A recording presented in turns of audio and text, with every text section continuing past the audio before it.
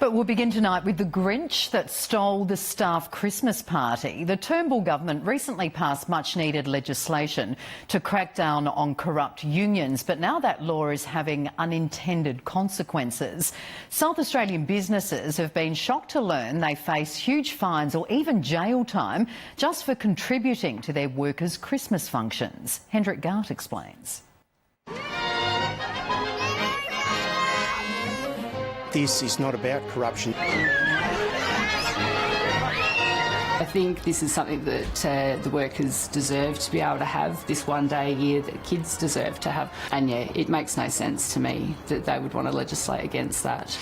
But legislate they have. In September, the Turnbull government enacted the Fair Work Amendment Corrupting Benefits Act. For years, militant building unions had been causing grief on construction sites and on the streets. Oh, look, we're against corruption in this industry, no doubt. CFMEU State Secretary Aaron Cartledge. Individuals in the union movement have been, their behaviour's been disgusting, no doubt. In opposition, Tony Abbott turned his sights on Julia Gillard. In government, he made sure she was hauled before a royal commission. So was current Labor leader Bill Shorten. Then Malcolm Turnbull swung the axe. New legislation prevents unions blackmailing employers for protection payments against industrial action, called corrupting benefits.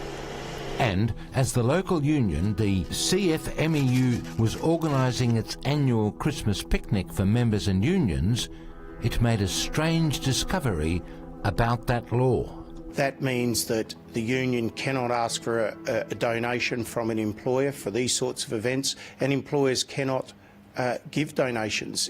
For years, employers had made small donations to make the union picnic a success. Jumping castles, food, a few facilities in the parklands. And now they can't.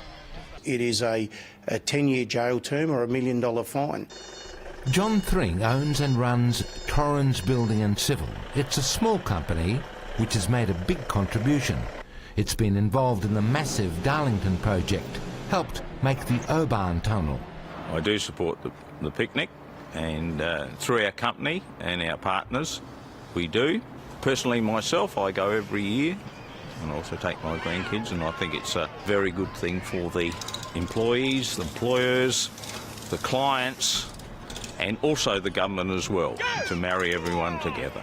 And you've supported it in the past financially as well? I have, yeah. Of course, you won't be able to do that this year. It seems that way.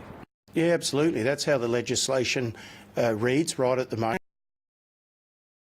You want to put the other one on?